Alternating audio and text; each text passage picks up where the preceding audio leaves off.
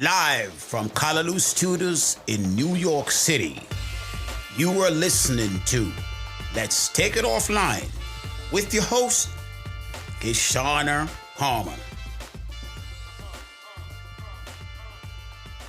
Hey, Fab Crew. You're listening to Let's Take This Offline, the podcast for everyday leaders. Part inspiration, part sit down, let's have a conversation. Here's where you'll find the real deal about living well and leading well. I'm Kishshana Palmer, your host and resident leadership whiz. And now, let's take this offline.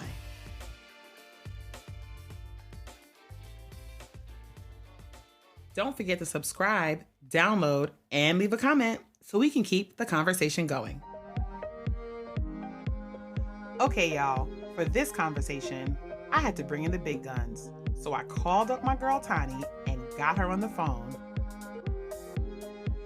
Tani Chambers is an entrepreneur, a fintech founder, and economic equity advocate for women. Her career and entrepreneurial endeavors in experiential marketing, technology, and finance span over 20 years. She's the founder of Savvy Money, a software company that helps freelancers and solo entrepreneurs maximize their tax savings and manage their finances in one place. Tani leads Raven, a community and angel syndicate for emerging Black women investors. Raven provides a safe space to learn about investing as a means to create wealth, to improve their quality of life, and impact their community.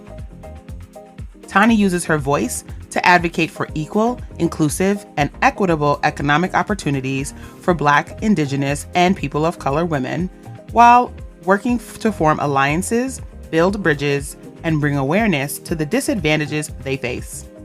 Her goal is to create change by developing solutions, opportunities, and transforming public policy.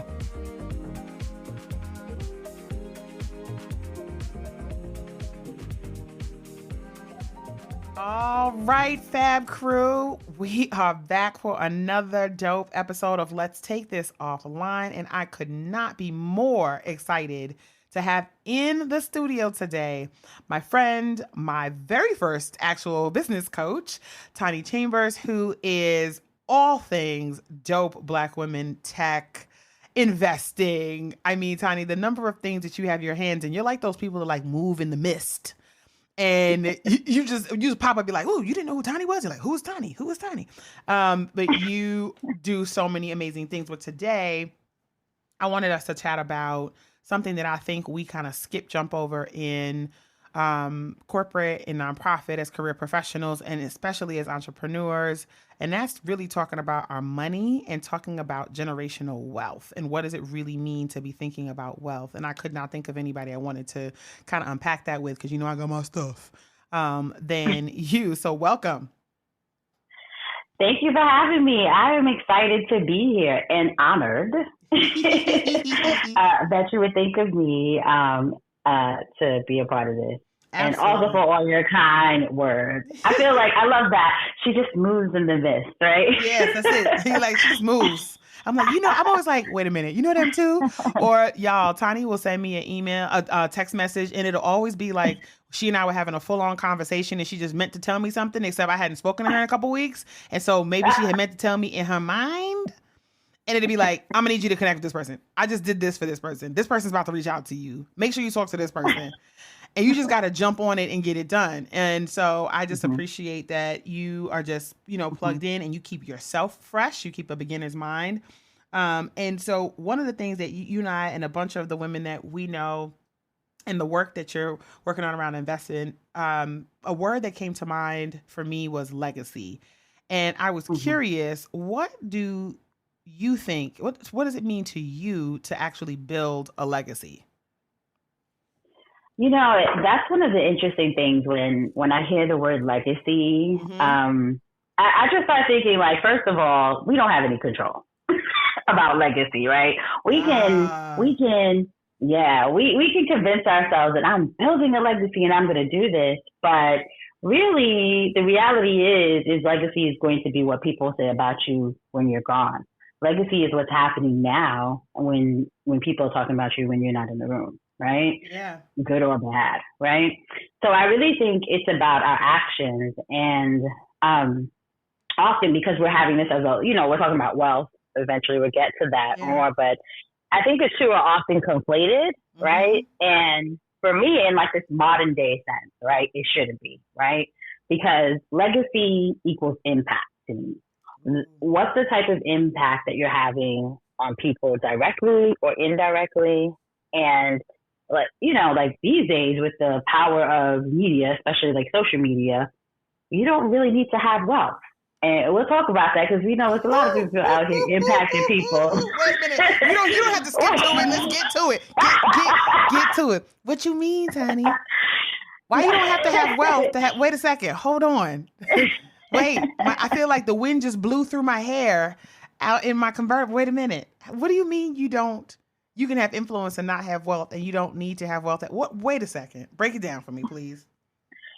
Well, okay, so let's go there really quickly, real right? Quick, real quick. Real quick, and then I'm gonna get back to the get back. But people have platforms, right? And here's my thinking: people have platforms, and not everyone uses them responsibly.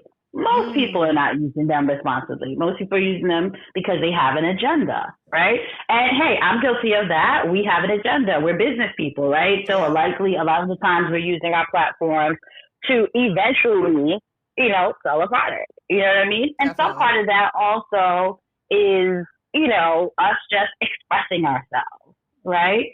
But there are some people who leverage, both in not a great way. And so they are able to leverage that platform to push messages, narratives, ideas, right?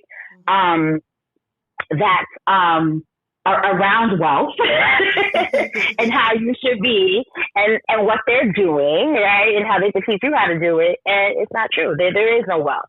But they are definitely impressing upon people. They're having these impressions. They're definitely influencing people, right?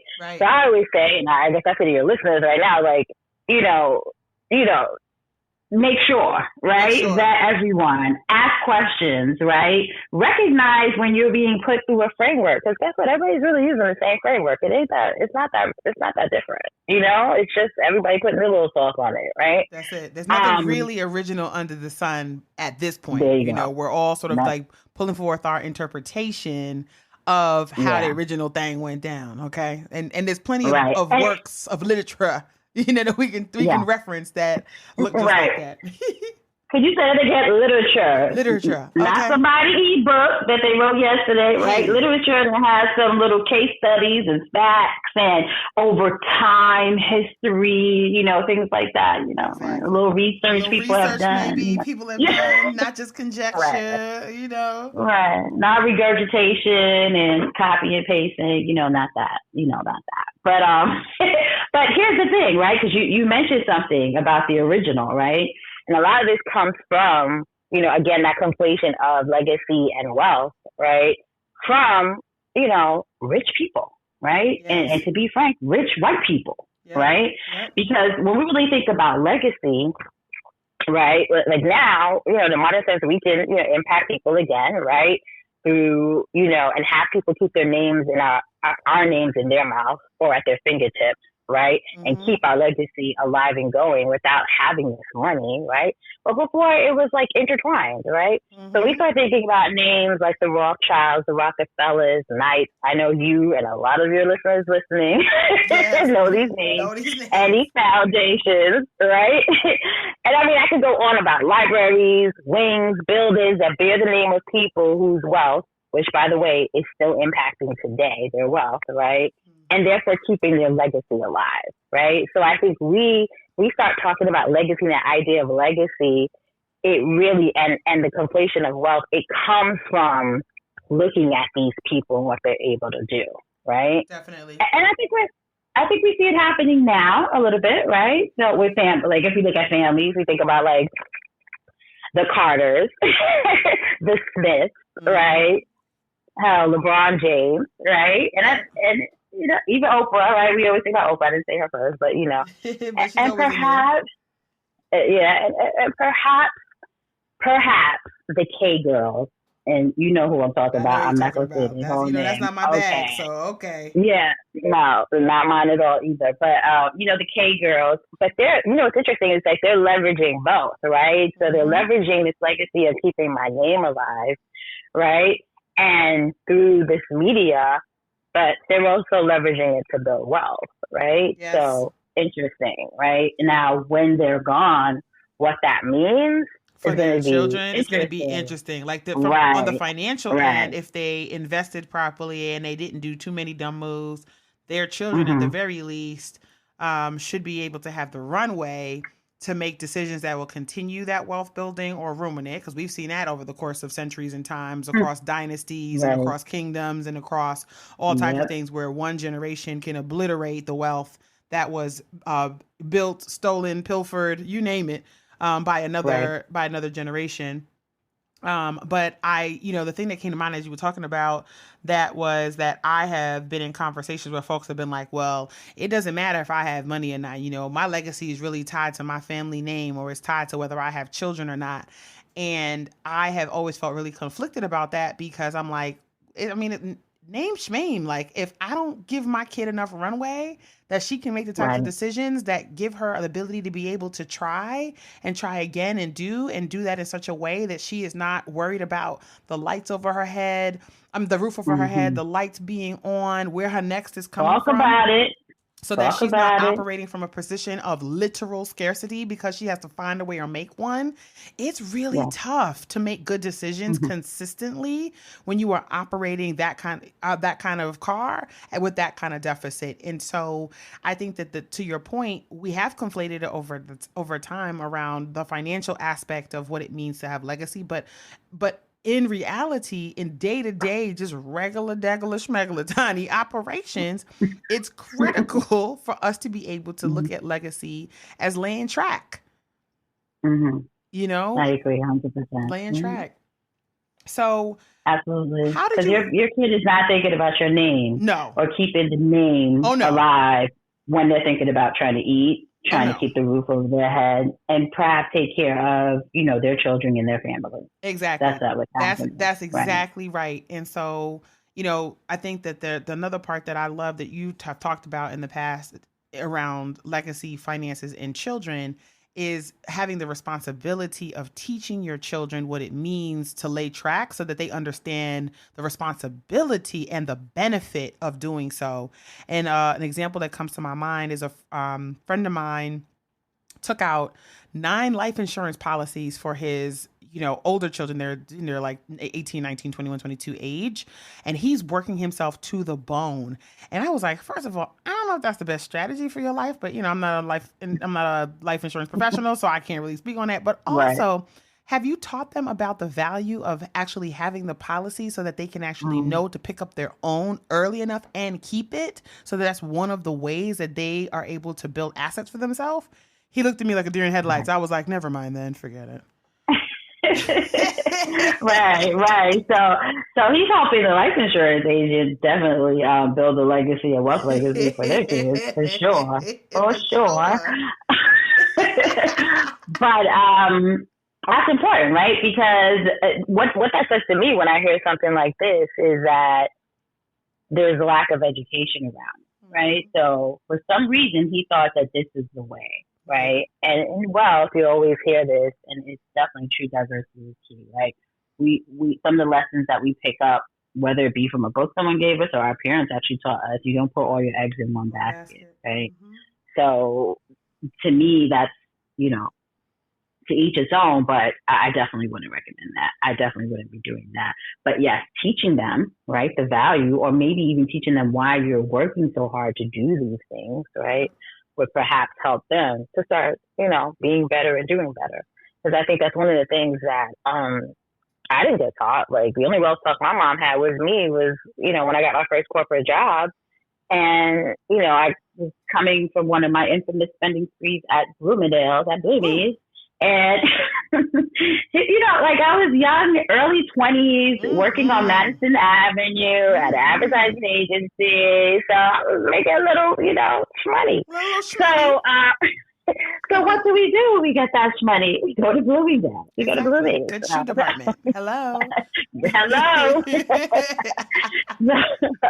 So I took my butt right to 59th Street, which is right around the corner from my job, and I was shopping. And she said to me when I came home, this was the lesson.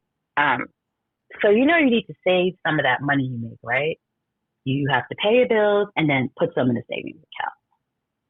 I looked at her and I was like, oh, okay. And that was the conversation. That was the wealth. That was the wealth talk. Look, my dad, I was teasing him the other day. My dad's wealth talk when I was going into college. I'm first in family to go to college. And he said to me, these credit cards are dangerous. You have to use them in moderation. I don't think you saw the people outside giving us free T-shirts with our cell phone. Like, thanks, Dad. Free T-shirt for your life. Free T-shirt for your life. Anybody who went to school before 2005, I want to say, I think they got banned around then. I'm going to look that up to make sure I had that date right, but definitely around the mid 2000s. But if you went to school in the early 2000s, in the 90s, in the 80s, you definitely got scammed by the companies at that time whose marketing tactics were predatory as all hell. Okay. The opposite of building wealth, let's be clear. But that, so like you, the conversation was all of 2 sentences, no explanation, no context. And I didn't even know enough to be like, huh? To ask a question. So right, you're just like, oh, okay, right. You're like, oh, all right, thank you. Good to know. Yeah. So, and I wonder how that affects them, right? Go ahead. Of course. No. I was gonna say. Now, I wonder how it affects them now. My dad has talked about a lot about how all he wanted was for me to be secure. He's like, I just want y'all just to have security, and I see you bouncing from job to job. I, like many folks who are in the executive leadership in nonprofit space, particularly if you're raising money, and some sort of folks who are in the sales side, whether you're in pharmaceuticals or government or whatever, like if you had a dollar sign attached to your back and a part of a revenue generating stream, if you didn't hit your numbers, goals, if there was any kind of, even the wind blew, you would be out of there. You'd be out of there. Right. And so he would always say, like, but I was getting recruited to larger organizations and getting recruited to bigger jobs, and he just didn't understand any of that math. And he was like, I just don't understand what is stable about what's happening over here. Like, why is it? It was only 2 years ago you went. Where are you going? And so I cannot imagine how any of, like, if they even knew really how to have the context version, the how of the conversation. They could tell us the what, right? Your mother was like, you need to save that, right? You're like, but for what? And why? What are the consequences if I don't? Like, what's going on? Like, So how do you think that, like, different backgrounds, like different people, whether they come from culturally, et cetera, ethnic backgrounds, affect how you look at legacy building and wealth building? I know you come into contact with a lot, particularly women who are thinking about investing, who are looking to invest, who want to be investors, either in themselves or in other businesses. How do you think our backgrounds affect how we look at legacy building? Wow. So that's a big question, Only you. Loaded, girl. Because it's so nuanced, right? Different backgrounds. So I think what happens here is, first of all, right, your upbringing, right? So, and the economic situation of your upbringing, right? That's definitely going to affect you, right? And when I think about that, I think about us who both have immigrant parents, right? And the thought of, I saw a meme the other day, and it was a girl, and it was a Jamaican meme, right? And she was like, "This is how your family in Jamaica think you get money." And she had like dollar bills falling off a tree, right? Yes. But the street paved with gold is really a real mindset, right? Type of thing, right? So it's a wonder how a lot of our parents that actually immigrated here actually, were able to do as much as they did, because it was not easy, right? But I also, when I hear you talk about your father, I think, in their defense, right, they thought, well, when they came, we're talking about eras of government jobs, manufacturing, things like that had, long vision, long hauls. And that's extremely changed for our generation and beyond, right? And later, right? So they could get into this job, unions, right? They could get into this job. And if you don't know, it's always been like incredibly hard to get fired from, when you're in a union job, right? So I have mixed feelings about union jobs. I think they're good in some places. In some places, I'm like, but these people need to go. They are just not good. Like, it's just no good, right? But they will fight tooth and nail to keep them there, right? So, like, they really could come, get a good job, a good union job, and be able to ride this out for 30, 40 years and retire, right? And retire and be good, right? That is like unheard of. This is like that's the American dream, part of it, right? In that they're able to buy their house, they're able to do those things. So they were able to take part of that. Comfortable, okay? And that word comfort is a thing. You have to be comfortable. Okay. Yo. That's it. So baby glad. You do. You have to be comfortable. And then I'm like, well, what is comfort? Okay, exactly. Right.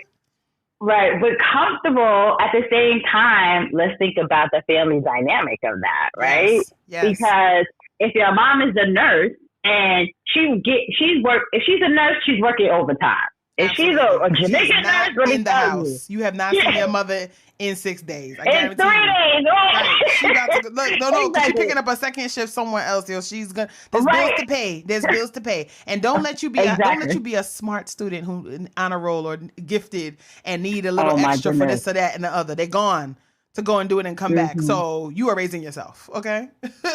Exactly.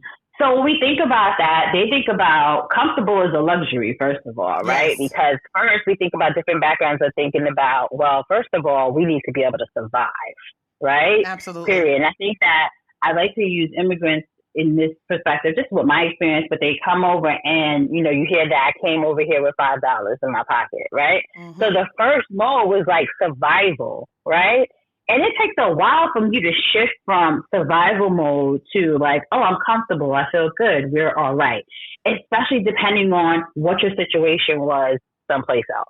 Right. Absolutely. And the same thing here for indigenous and, Black American people who are born here. The same thing. The shift might not be from country to country, but the shift might be from situation to situation, neighborhood to neighborhood. Right. So mindset shift to another mindset shift because you've actually been exposed to something different that you didn't know that existed, right?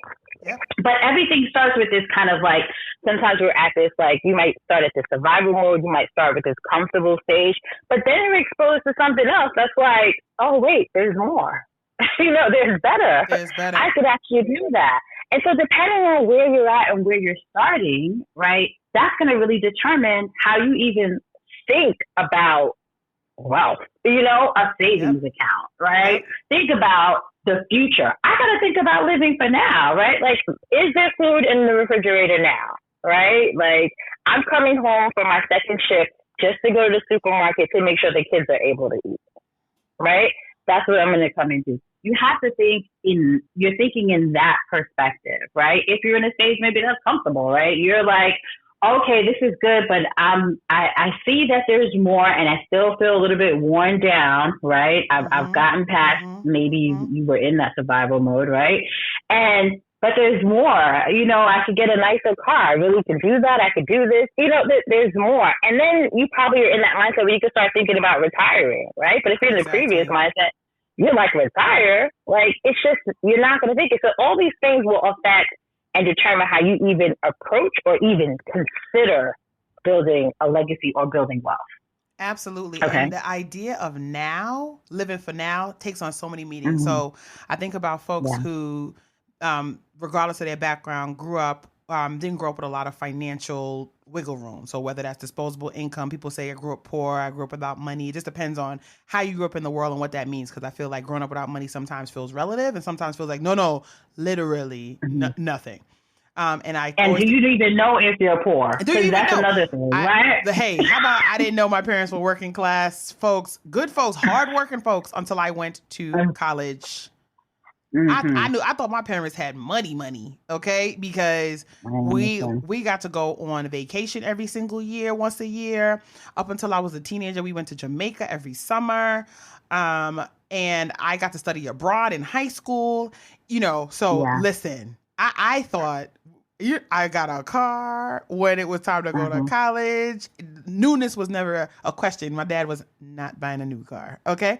But just on that point, like, hold that thought. Let me just say on that point, it's like, I tell people this, I really talk about it, but I tell people this story. I'm like, I didn't know that I lived in the projects until someone told me. Yep. And people go, oh, how could you not? I said, because I'm going to tell you about my experience. Like, first of all, narratives. We got to talk about narratives, right? When you're watching TV and you're seeing people who are poor and destitute and what that looks like, and they live in a project, you're like, but that's not here. All my neighbors are white. There's only a few black kids here. And if something happens, someone looking for a black kid, all those white old Jewish people, because that's just who they were, right? They would be like, oh, they're there, right? Mm-hmm. And everyone around where we live were working middle class, right? Yep.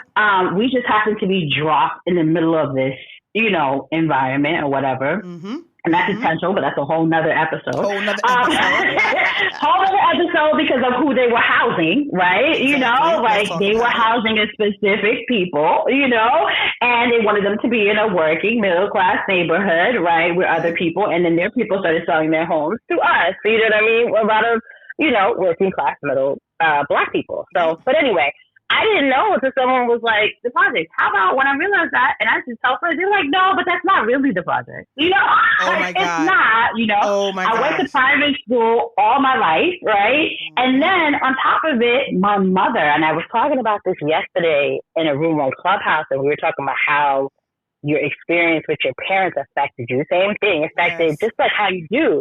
And I said, I'm listening to you guys, and I realized that, wow, my mom is a single mom. She exposed us to everything. Yes. And I didn't realize that until my daughter started talking about it.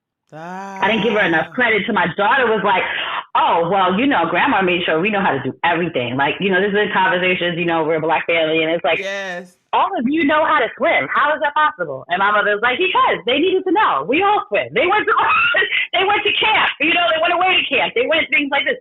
But as my daughter started saying, like, she'd sit at tables with certain friends, and they're like, oh, I want to go horseback riding. She's like, yeah, I've done that. And I'm like, fencing, I've done that. You know how to swim? Yes, I do. I've been to these countries, things like that. Mm-hmm, but she was able to expose us to all these things, and that was a great thing, right? And so that certainly affects your mindset. Like, I didn't know I was, I guess technically, or by class, maybe poor, or maybe lower middle class, because then at some point, of course, your income, your income surpasses what's eligible, right? Yes.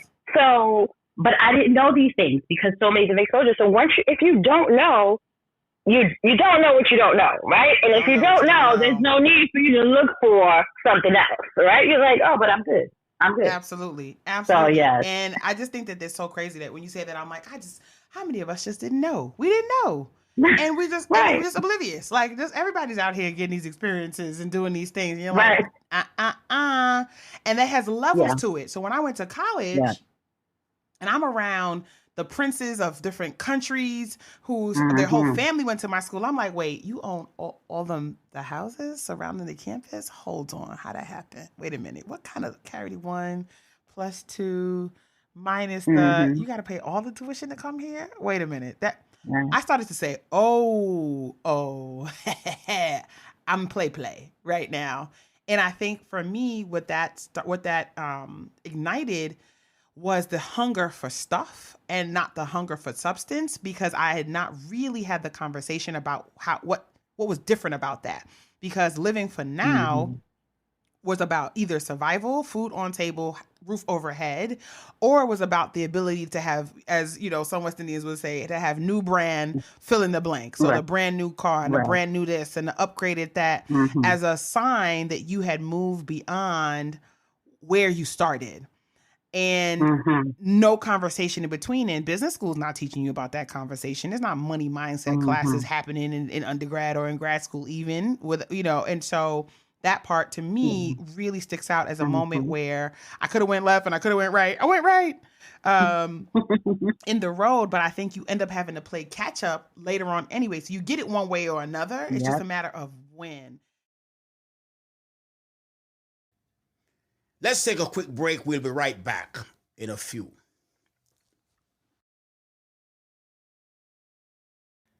Love what you heard? Found a little nugget, but need more? Head on over to kishcamp.com, my masterclass for managers who are ready to do things differently at work and grow their skills so they can lead with confidence. Don't forget to subscribe, download, and leave a comment so we can keep the conversation going. Now, let's head back to take this offline.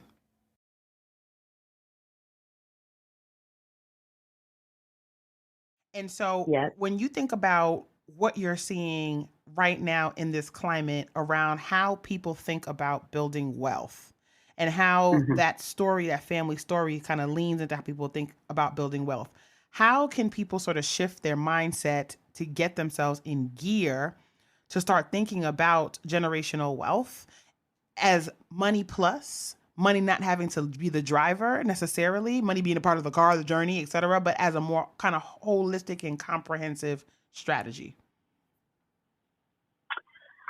So I think, and we've said this before, but exposure is key, right? So, the interesting thing though is like we get exposure on TV, right? But I think that's another reason why we say representation matters, right? Because we've been seeing, and just because what wealth is often, considered, right? We see fancy cars, the houses and stuff, but we have to see ourselves in them, right? And so I think more recently we're starting to see that. And then with social media, those real life examples, right? Is this, just bringing up like Jay-Z again. You think about Jay-Z, like Jay-Z's from Brooklyn, right? Like been in circles around him, been in plenty of events with him, like private events and things like that. And he came from Marcy, the project, and now a billionaire, right? And so people see themselves in that. So I think, starting to get yourself in the mindset of wealth building, it's just always going to start for me with why, right? You have to find that reason why, because if you don't, like we said earlier, right? Like if you're all right, you think you're good and there's no reason for you to do any better, then you're not going to. There's no motivation factor. There's no inspiration. There's nothing to aspire to, right? But start with why. So they have to be peaked. They have to be to a place where they're asking themselves, why is this important? Yes. What's at stake if I don't do this? And it has to be something, that why has to be something enough that's going to make you push through, right? When you actually start wealth building, right? Push through I would say likely when things get rocky, right? Because I think we've also been through the scenario where, we started our wealth building, air quotes, right? And saved up money, done something, and then blew it all, right? Blew it all on something, or spent it on something, or thought we could rebuild it. Or it was just like, we start telling ourselves stories, right? So, well, I saved this money and I did this and I have a right to enjoy the money that I made, right? You're not about to come in here and snatch off my edges in the studio. You better get out. I worked hard for this money. I should enjoy myself. Negating everything else that you spent, right? Because you could be living in, a studio apartment, but you live in a fabulous 4-bedroom or, something, but everybody needs this, negating the fact that you've had these beautiful experiences, maybe traveling, whatever, you know what I mean? Taking part in the event. You negate all of that because this money is sitting there and you're like, but I worked for this and I want it now. I don't have enough money coming here. And this is here, and I should be able to do that. You start, telling yourself these what we call, the scripts that we've been talking about recently, right? The scripts, and you start you start reasoning with yourself Listen, about I have why. reasons with myself. I have been like, Kishshana, so when this pair of boots, and y'all, anybody who knows me, and Tani, you know this, my shoe game Yeah. serious, but it's also Right. sometimes a little bit ridiculous. And the quarantine kind of sat me down a little bit. I had to pull my finger off the internet trigger a few times. Man, But I have listen. definitely been up many nights I couldn't sleep. When outside opens, whenever that's going to be, I have what I call hopeful shoe purchases. When outside opens, I'll be Oh able my to God. fill in the break. But how many times have we done that, where we've been like, this is going to make sense because if I just wear this 10 times over the course of this month, then it just ends up being only $20 a wear. Or, Right. whatever we would tell ourselves, like. Oh my gosh. Yes. Oh my gosh. Only $10 a wear. I'm like, okay. But, okay. But yeah, like you have to start it has to be strong enough where you're like, and often, unfortunately, it's some type of trauma that we experience, right? It could be, that one thing that you wanted, never asked your parents for anything because somehow as a young kid, you've realized that you don't have, or you've heard the conversation, the seeds have been planted, and you don't want to ask your parents for something, but that one time you ask this one thing that you really, really, really want, and you don't get it. That trauma. And now you want to give yourself everything at every moment, which is fine. But you also want to give yourself a future, right? And you probably want to give your children a future. Wait a minute, and their children a future. Wait a minute. I just want everybody to know that just press pause on this thing right now, wherever you're listening to it, and write that down. You probably want to give yourself a future. That's it. That right there. And your children and your children's children. And if you are not of the parenting lane and you're like, the children life is not for me, your god babies and your god babies, your nieces and nephews and their children. And so that it spreads. We think about like the roots of a tree and how it just sort of like spreads out when it's firmly planted. So Tani, I feel like the world of investing and saving and creating a long-term safety net always feels complicated. And I know it's not complicated, but it feels complicated. And to your earlier point, let an ebook tell you you can do it in 1, 2, 3. let the Instagram live on Forex or something else fool you. Oh, just Lord, stay up all night taking Forex. this. Oh my goodness. So why is it so easy for us to fall into the financial tools that tell us I could get you rich quick? Like what's up with this? And I'm thinking of a recent one. I call it the pandemic tool of choice. Oh God! Please don't start with the Was the pyramid scheme? Was it blessings? What was it called? Mercy, goodness, grace. What? Why do the scams have abundance? Why do they have to have names that make you feel hopeful? And then you be like, wait a minute. Why is it so easy to get caught up in pursuing paths that feel easy but have so many booby traps? What is it about the world of like investing, saving, and safety netting that makes us so susceptible to that? I think it's just a scarcity mindset. So one, it's not going to be enough, right? And then two, it's not going to be enough later, right? Yeah. So I got to get in now, because if I don't get in now, and how many times have we heard that, right? That is classic scammer strategy, right? Get in now. Right? If you don't get in now, right, you're going to miss out, right? And if I wait till later, I'm going to miss out, right? Fear of missing out. I'm going to miss out, and later, maybe it won't be so valuable, right? Later is the risk, right? Long term is more of the risk than the short term. Let me do it now, and I get it, and I have it. Let me hoard it. I know it works. But to think down the line, 10, 20, 30, 40 years, oh my gosh, it won't work. So I'd rather get it now, so I know it's real, right? So I know it's real, and then I can hoard it, and I feel good. And it's not 100% our fault, because we have been screwed, frankly. We have been screwed, right? You know, they've been selling potions and lotions and oils for a long time. Yes, they have. This is not new. People are like, oh my Well, gosh, millennia. I can't believe this is happening. It's been happening for millennia. Okay. Like it's just really been Yes. happening a long time. And speaking of things that have been happening a long time, what I noticed, especially in this last year, and I don't know if it's because we just had to literally slow down enough to notice what has Mm-hmm. probably been happening in the background for years. But like I heard someone say to me, I heard someone say in a conversation, well, these things are just like joining a susu. It's all the same. Like it's just the same Oh, concept. And girl. for those of y'all listening who are like, what is a susu? Can you break it down, Tani, what Mm-hmm. it is? And then we can help the people understand why you got to have a long-term Mm-hmm. strategy. Okay. Yeah.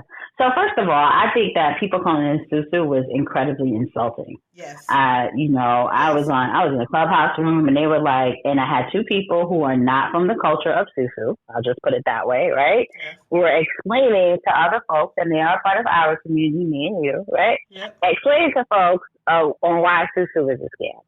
But I didn't have the energy to get up there and correct them. But people did inbox them and correct them and say it's not a susu, and after reluctantly they explain, and I'll explain now, right? So first of all, susu culturally, we know, it's simply a savings plan. It's a savings plan, right? Right. A group of people come together and they decide, hey, together we're going to get together and we're going to save this amount of money. And what we'll do is we're going to create a pot, put all that money in this pot, and then week by week we'll collect this money to put into this pot, and week by week we'll give someone an advance of this Right. pot, right?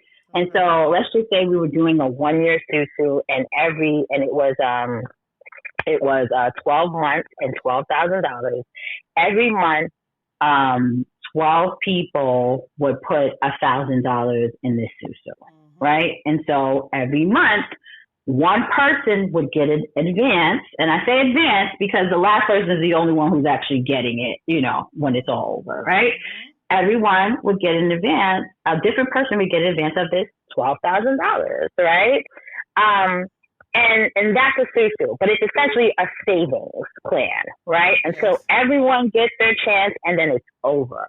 But everyone put in the same amount of money, right? There was no I came in and I put in $100, and Kishshana put in $900, and then we all get the money, or we get some crazy 3x type of thing. Right. Now, what's been going on with these scams, which are just pyramid scams with different names, are, one, they are saying, hey, invest $100, another arbitrary number, and bring two people in to invest $100, and you're going to get back $800.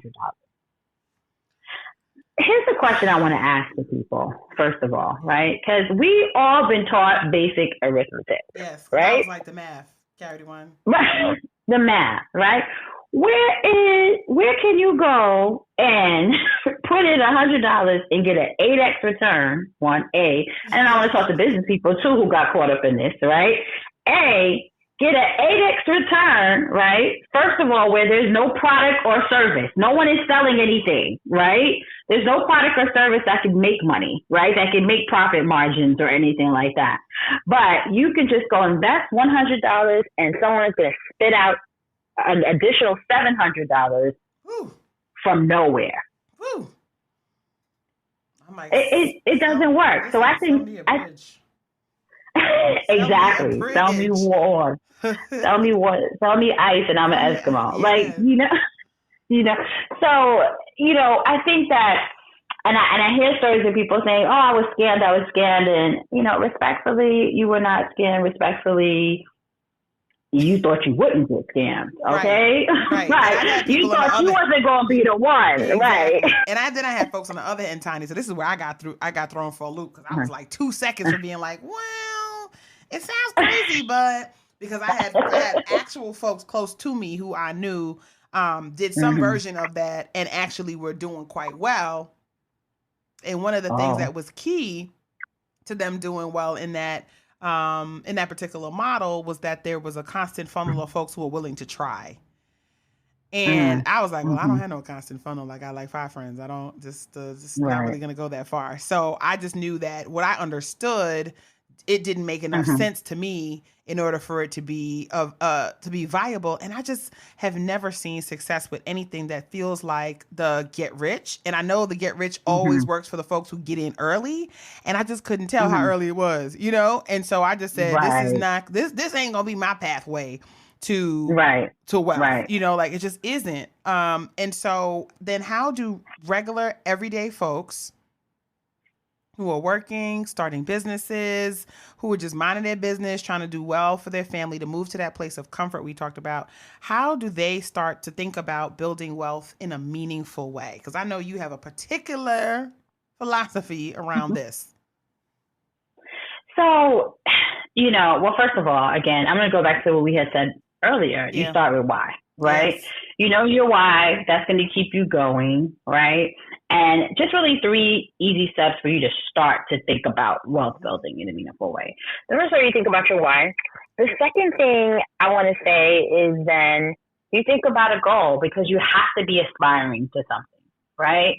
You know, create a goal, a milestone, something that you can measure and celebrate, I want to say, right? So, because that's important. We need to feel good when we accomplish something, right? And we take time to celebrate ourselves. Yes. So something you can measure, hey, I've gotten here, and then you could celebrate, because that's going to push you to keep going. Because for me, I am a long-term investor. There are some short-term investments, but I'm pretty conservative, right? In some respects. But I also invest in startups. So I'm not that conservative, because that's one of the higher risk investments, right? And then the next thing I want to say is, and I'll try to give you 4 points, right, is take inventory, right?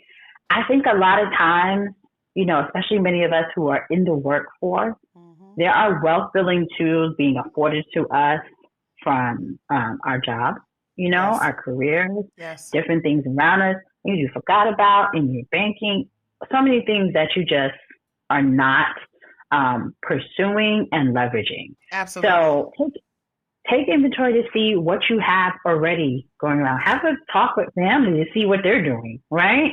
And find out what you have in your hand already. And then, like, the 4th point, explore, right?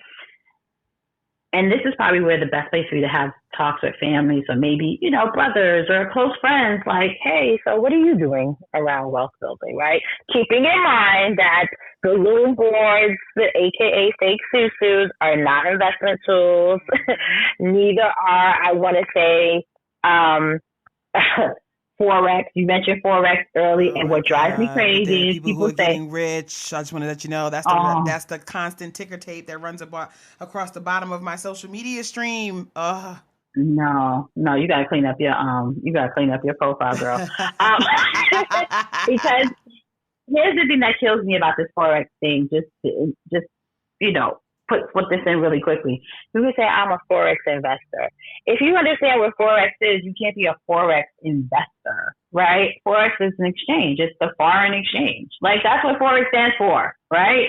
So you don't invest in Forex like it's a share, like it's an Apple share. You know, like, no, what you're doing is maybe you invest on the exchange, like the stock market, right? We invest in stock on the market, you know, things of that nature. But, you know, that's not investing. And, you know, just for anyone who might be listening, because this is just so much of this happening out there with, like, the Forex and the investing and things like that. If anyone is telling you to, you know, here's an opportunity and you need to bring these people and then sign up to pay for this service that's going to teach you this thing forever and you're going to make money by signing on more people, I would say that that's not investing. Okay. And I'm going to leave it there. That's not investing. Right. So anyway, so then you want to explore and be mindful of these things, because our friends and family get caught up in this, and that's not their fault. It's just the nature of the beast, to be honest with you. It's just what's happening out there. Like I said, it's been going on for millennia, right? So you want to explore the options that are out there and find what is attractive to you, right? There's so many different ways to invest, right? And you want to diversify. So there's so many different ways and so many places you can invest, right? So you can invest in the stock market, right? You can retirement investments. A lot of times you don't even know that your investments, like your 401ks and maybe opening IRAs and things of that nature, those are investments, right? They can be investments because they not only serve as savings, but then also that money while you're saving, not only just earning compounding interest, but also can be invested in the stock market. So it could be create more money, then earn compounding interest. I mean, that's great. You know what I mean? Absolutely. So IRAs, and then there's like real estate, right? And there's so many other things like alternative, which, you know, really go deep, which I think should happen after you do your basics, right? Which is making sure that you retire for investment. You invest for retirement, right? Because when you have retirement vehicles, right, that are investment vehicles that are retirement tools, you can leverage those to start also investing in other ways as well, which, you know, outside of real estate, but, you know, alternative investments such as investing in startups, investing in collectibles, you know, antiques, art, things. There's so many different ways. So many different ways. And so explore and see what works, what you like, what you're attracted to, right? And part of that, what I call is, this is where you start creating your investment thesis. And it sounds fancy, but all it just means it sound fancy. An investment thesis. An investment thesis. Yes, my investment thesis. So your investment thesis just means that, hey, this is what I invest my money in. So even if you want to come to me with an opportunity, you need to read this and understand, like, don't bring me that because I only do this. This is what I'm interested in, right? But you create one for yourself. That's usually as an investor who, what we call deal flow is coming to them. People are bringing deals to them, right? To them. But for you, you just want to say, well, I really like this. Maybe you want to build a real estate portfolio, right? And even that's nuanced, right? You may not want to own property because you don't want to be a landlord. You want to deal with people and their drama, right? Exactly. So you may invest in a REIT, which is a real estate investment trust, which means that you basically are investing in a real estate fund, and you're not responsible for going out there and buying the property and maintaining it. Right. You just give them the money and then give you a certain percentage on your money. And it sounds like to me that each of the examples you gave and just what we've talked about throughout, the explorer word was so critical because it basically boils down to this. Like, you got to find the thing that you are going to be excited about, because if you're not excited about it, you're not going to put the work behind it to get it done. Absolutely not. You know? And a part of that exploration is not even just the types, but like for me, a part of my investment thesis is impact investing, right? So I'm very, very, very motivated by things that improve the Black community, right? Things that will create wealth and opportunity among the Black community. Right. That doesn't mean that I don't invest other places, but this is very important to me. And so I've allocated a certain amount of my investments to that. So there's things like that. So if you are someone who is like super green, you may want to invest, you know, do some impact investing along, you know, sustainable things of that nature. Absolutely. But, you know, exploring is important. Make sure you're investing in things that you understand. Make sure you understand, you know, because if you don't understand, then, you know, that could get really slippery and you could get yourself in trouble. And ask questions, right? Like, I just love that you just broke it down into just the four, like, you know, people are like, in 4 easy steps, in 3 easy methods. But this really is, like, one of them is a thinking thing, right? Y'all even got to write a thing. Right. You have to actually have a discussion with yourself, what you can do in the shower, friends, okay? About why you even want to do that best thing. Best place, right, to think about it. And it's often, that first one, Tani, is often the thing that we get stuck on the most, because sometimes the hardest step to make is to decide. Yep. And if you don't have a really good handle on your why, you can't make a decision.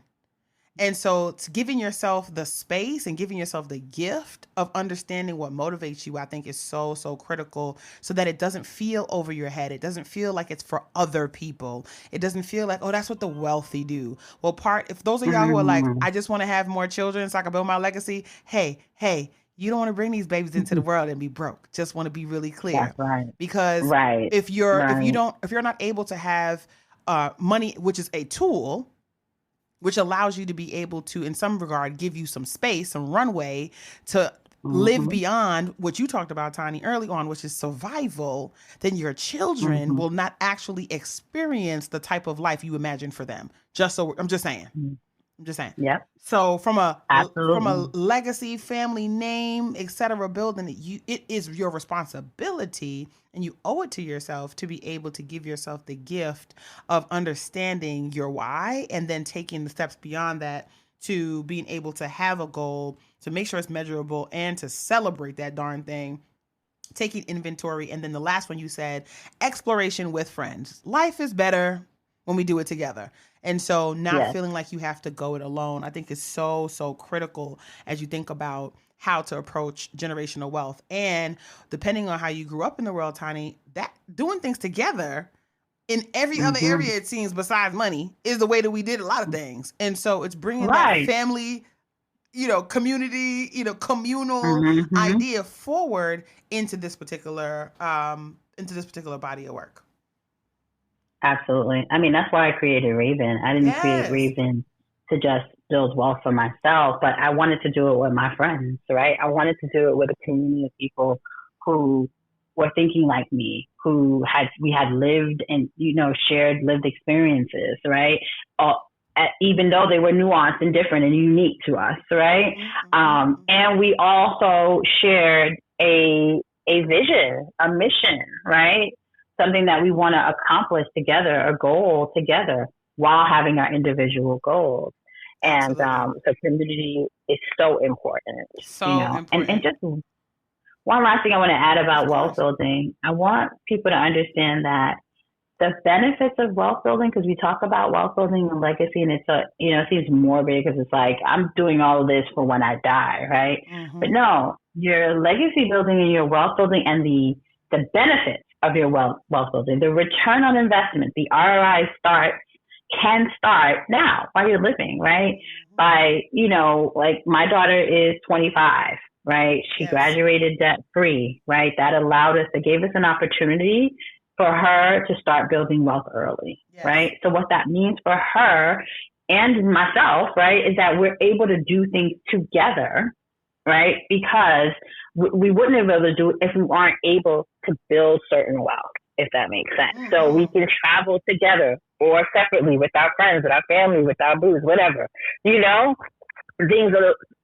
of that nature. And going back to what I said earlier about exploring and being able to, my mother gave us the opportunity when I said we didn't know we were poor, we didn't know we lived in the project, right? Because my mother gave us this experience, right, of exploring and discovering and learning and exposure, right? That's what wealth gives you, right? That's what money gives you, access, right? So that starts now and not when you transition, whatever that means for you. I love that. So Tani, how can folks stay connected to you? How can they get involved with what you've got going on? Tell us how we can continue to just learn from you, learn alongside you, act on what you teach, and make sure that you stay buoyed up as well as because helping folks how to learn how to invest and to do this well and to do it authentically and to do it with integrity. That's not light work. No, not at all. Not at all. It's heavy. Yep, for sure. So you can find me under Tani Chambers on pretty much any platform. I respond. And then also you can check out Raven if you're a Black woman looking for like-minded Black women and you want to learn about investing, you want a safe space, no one lecturing, no one judging, right? No one, cutting you off or dismissing you, because that has happened, right? Then you can check out Join Raven, and that's JOIN, and then Raven is spelled RAVN, and that's RAVN. Joinraven.com, and you can visit our site to learn more and opt into our list and our resources to learn more about becoming an investor.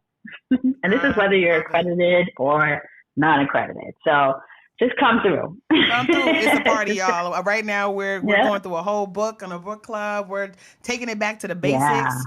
regardless of where you are in your education, your financial journey. So there's plenty to do and plenty to understand. You start where you are. We just want you to start. So Tani, thank you so much for hanging out with me today, for dropping so many gems. I know folks are going to be pressing rewind over and over again. And so I just am grateful to you, as always, for your time with me. It is always a pleasure, Kishshana. It is always fun, and I appreciate you and everything that you're doing. And I'll see you soon. I'll see you soon. On our next episode, y'all, our guest is going to hip us to the game of how to do HR right in our new normal. You don't want to miss it, so make sure you subscribe, make sure you hit that download button, forward it to a friend, and we'll be talking to you real soon.